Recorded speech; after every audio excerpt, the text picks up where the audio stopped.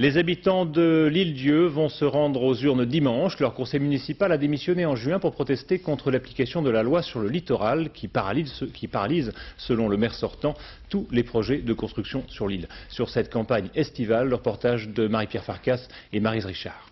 Des criques de granit à l'abri des vents, une lande interdite aux promoteurs, c'est l'Île-Dieu côté ouest sur son versant sauvage tel que l'apercevait Lettonnier au début du siècle, après de longues semaines en mer.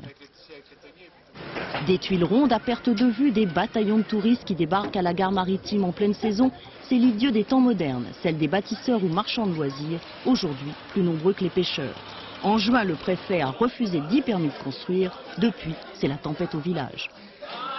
Il va bien falloir un jour arrêter de construire sur l'Île-Dieu. Sinon, que les constructions ne seront pas obligatoirement un jour ou l'autre, il faudra s'arrêter. Alors évidemment, il y en a peut-être qui ne sont pas... On va peut-être pas arrêter parce qu'il faut quand même que les... Assurer quand même, il y a quand même environ 380 quand même qui travaillent dans le bâtiment, alors il faut quand même assumer. Autrement, ça fera du chemin. Alors il faut bien gérer l'affaire. L'affaire est au point mort depuis 2 mois. Le maire a démissionné. Son ancienne équipe a reformé 2 listes. Pas vraiment de concurrence, mais 2 méthodes pour sortir du conflit immobilier. Si vous êtes maire dimanche, vous commencez par faire quoi?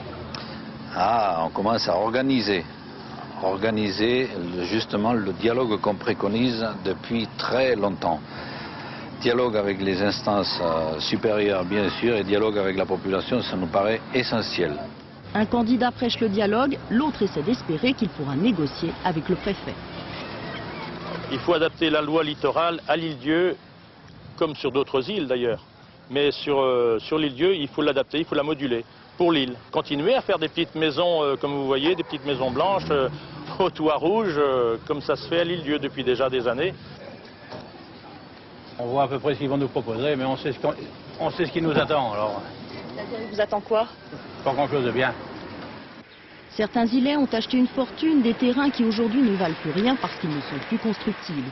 D'autres ont tenté de résister aux lois dictées par le continent, mais les 5000 électeurs de l'Île-Dieu savent que protéger le littoral, c'est garantir à l'île son allure éternelle.